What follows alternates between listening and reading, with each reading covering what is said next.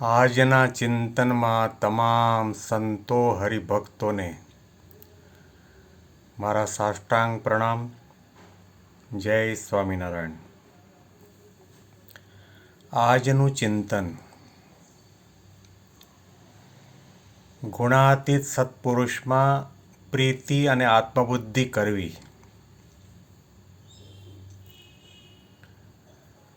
17મી જાન્યુઆરી 2021ના દિવસે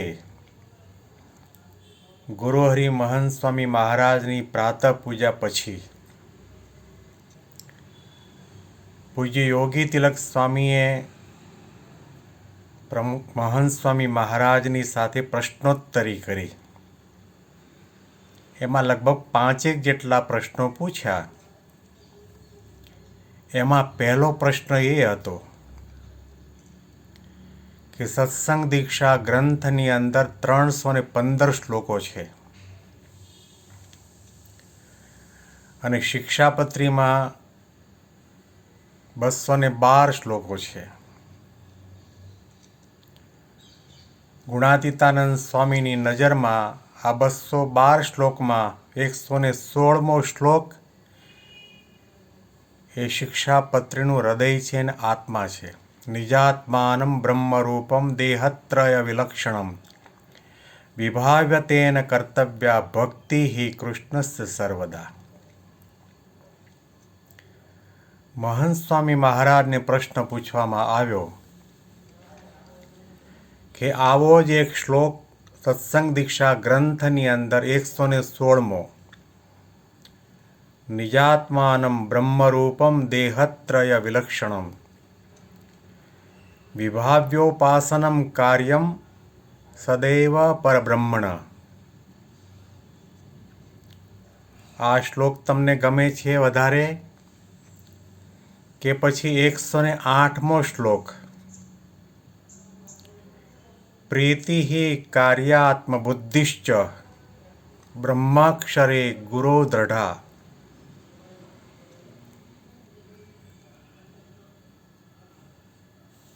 ગુણાતીત સંતની અંદર પ્રીતિ કરવી અને પ્રત્યક્ષ ભગવત ભાવાત સેવ્યો ધ્યેય સ ભક્તિતઃ.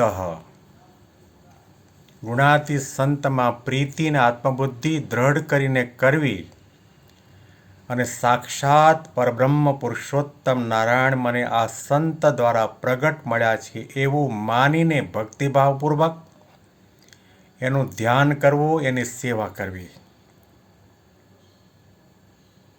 તો આ સત્સંગ દીક્ષા ગ્રંથના કેટલાક બધા શ્લોકો છે. એમાંથી આપને વધારે પ્રિય શ્લોક કયો? અને તે વખતે મહંત સ્વામી મહારાજે ક્ષણનો પણ વિલંબ કર્યા સિવાય 108મા શ્લોકનો કહ્યું કે મને આ વધારે ગમે, સત્પુરુષમાં હેત કરવું. જોવા જઈએ, તાત્વિક રીતે જોવા જઈએ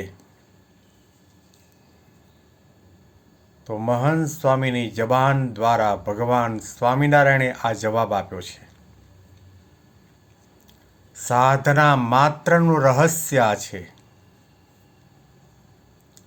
વરતાલના 11મા વચનામૃતમાં ભગવાન સ્વામિનારાયણે કહ્યું કે સત્પુરુષ વિશે પ્રીતિ એ આત્મદર્શનનું સાધન છે. સત્પુરુષને વિશે પ્રીતિ ભગવાનનો મહિમા જાણ્યાનું સાધન છે અને સત્પુરુષને વિશે પ્રીતિ એ ભગવાનનો સાક્ષાત દર્શન થયાનું સાધન છે. આવા ઘણા વચનામૃતોની અંદર મહારાજે સત્પુરુષની સાથે હેત કરવાની, પ્રીતિ કરવાની, પ્રસંગ કરવાની, સેવા કરવાની, રાજી કરવાની ઘણી વાતો વચનામૃતમાં લખાઈ છે. જ્યાં સુધી આપણે સત્પુરુષની અંદર હેત અને પ્રીત ન થાય, આત્મબુદ્ધિ ન થાય, ત્યાં સુધી ભગવાન પુરુષોત્તમ નારાયણનો જેમ છે તેમ મહિમા સમજાતો નથી. ભગવાન કોણ છે? ભગવાનનો શું મહિમા છે? કારણ કે આપણી વામણી બુદ્ધિ છે, ટૂંકી બુદ્ધિ છે, ખંડિત બુદ્ધિ છે, તાર્કિક બુદ્ધિ છે.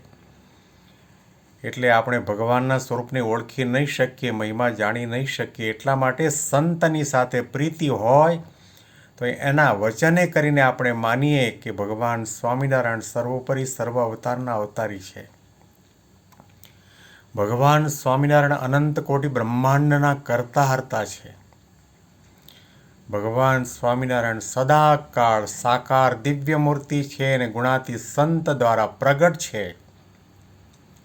હેત અને આત્મબુદ્ધિ હોય તો ભગવાનના કે ભગવાનના ધારક સંતના કોઈ પણ નાના મોટા માનુષી ચરિત્રની અંદર આપણને શંકા કુશંકા ન થાય. એ સંતની અંદર પ્રીતિને આત્મબુદ્ધિ હોય તો એવું વચન મનાય.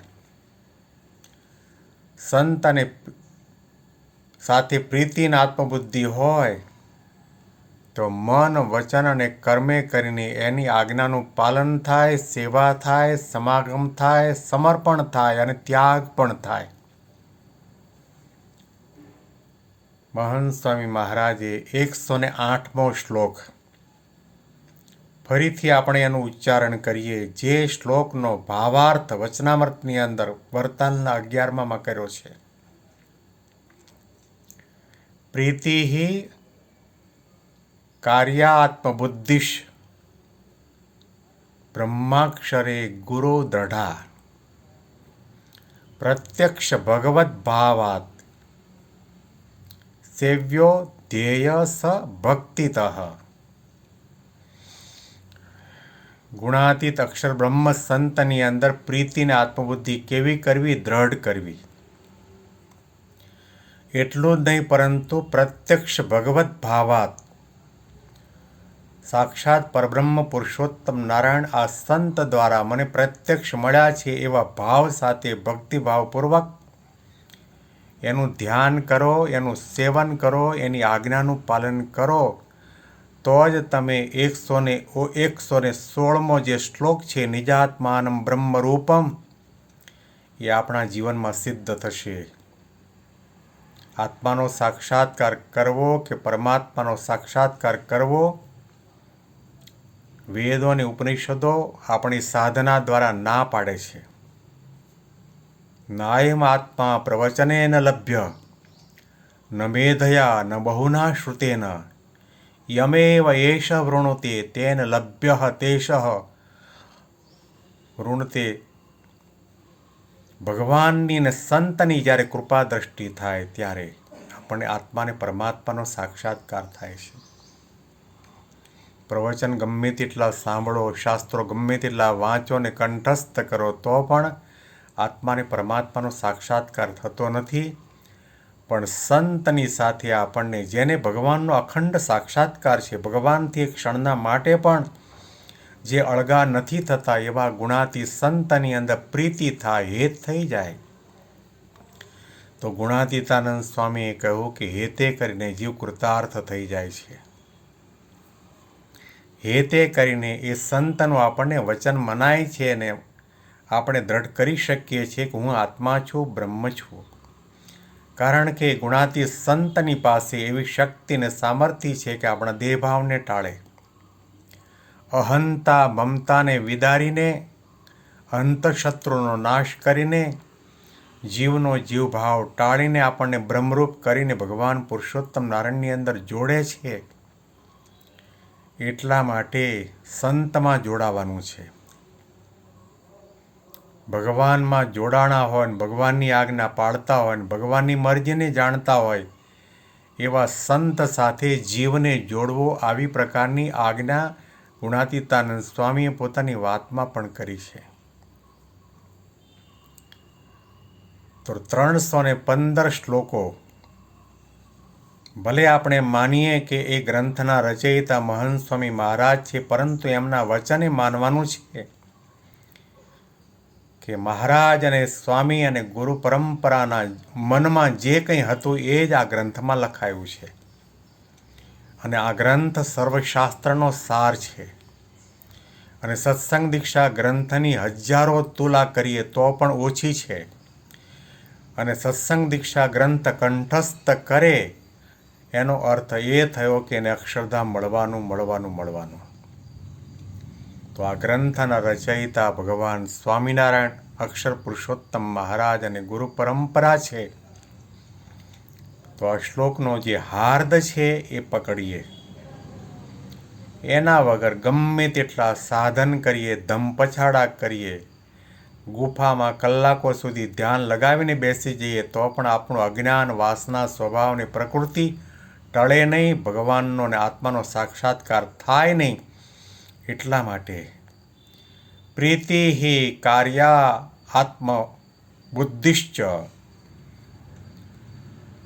બ્રહ્માક્ષરે ગુરો દ્રઢા પ્રત્યક્ષ ભગવદ ભાવાત સેવ્યો ધ્યેય સ ભક્તિતઃ ભક્તિ ભાવપૂર્વક એની સેવા કરીએ, ધ્યાન કરીએ, આત્મબુદ્ધિ અને પ્રીતિ કરીએ. સાક્ષાત ભગવાન મને મળ્યા છે એવી પ્રગટની ઉપાસના પણ આમાં ઉદ્ઘોષિત થાય છે. આવી પ્રકારનું હેત આપણને આવા ગુણાતી સંતની સાથે પ્રીતિ આપણને થાય એવી ભગવાન સ્વામિનારાયણના ચરણમાં પ્રાર્થના. બેંગ્લોરથી પીડી શાસ્ત્રીના સાષ્ટાંગ પ્રણામ. જય સ્વામિનારાયણ. જય સ્વામિનારાયણ.